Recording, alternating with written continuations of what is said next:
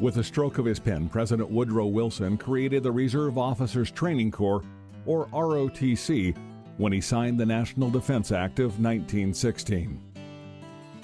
But the story of ROTC started as far back as 1819 when Captain Alden Partridge established a program of military instruction known as the American Literary, Scientific, and Military Academy, which later became Norwich University in Northfield, Vermont. At the Academy, Partridge originated a novel system of education that combined civilian and military studies in order to produce enlightened and useful citizen soldiers.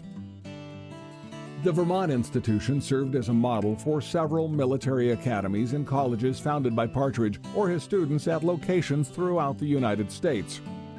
Just over 40 schools were up and running when President Wilson put pen to paper, but most schools that came online with the Defense Act were unable to have any significant impact on World War I. With a fresh influx of federal support after the war, the program grew to encompass 220 colleges and universities by 1940. The mobilization of the U.S. Army for World War II gave ROTC its first real test. From August 1940 to December 1941, 80,000 organized Reserve Corps officers, the vast majority of whom were ROTC graduates, answered the call to active duty. 1948 marked a watershed year in the history of collegiate military education as the buildup of Cold War tensions moved Congress to pass the Selective Service Act. This legislation encouraged tens of thousands of students to enroll in ROTC to enable them to fulfill their military obligation by serving as officers. Also that year saw a study by then Assistant Secretary of Army Gordon Gray help propel ROTC to become a key source of officers in the United States Army.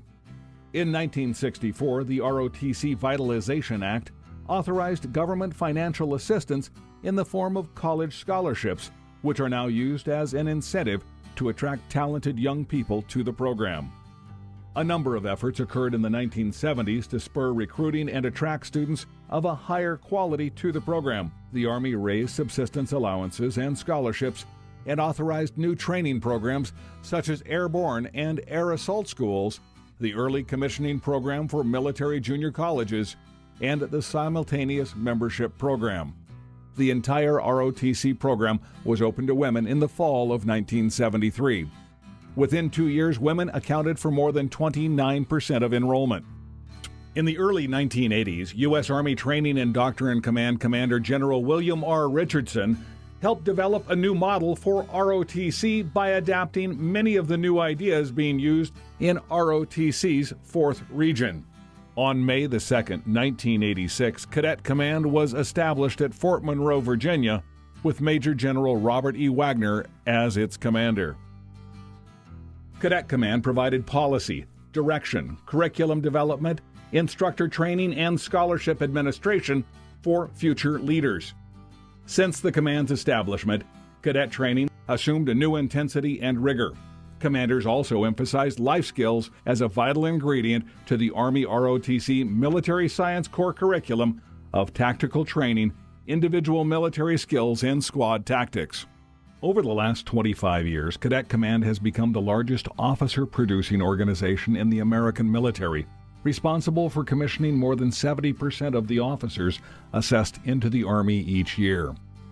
Currently, there are more than 36,000 Army ROTC cadets enrolled in more than 250 host universities and over 1,000 partnership colleges and universities nationwide, as well as in Guam and Puerto Rico.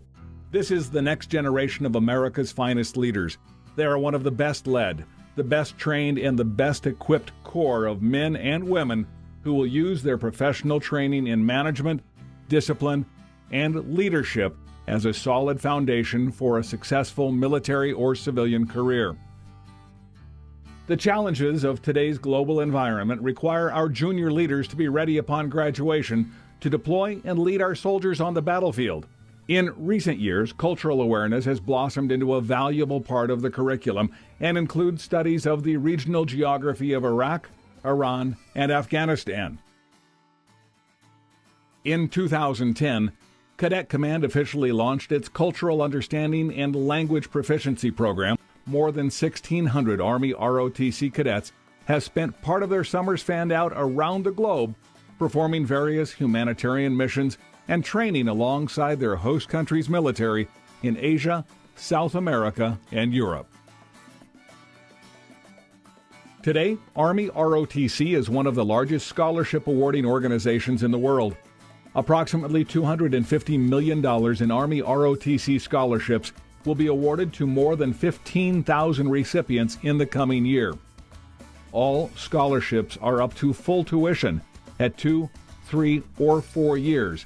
They also include an annual book allowance of up to $1,200 and a monthly stipend worth up to $500.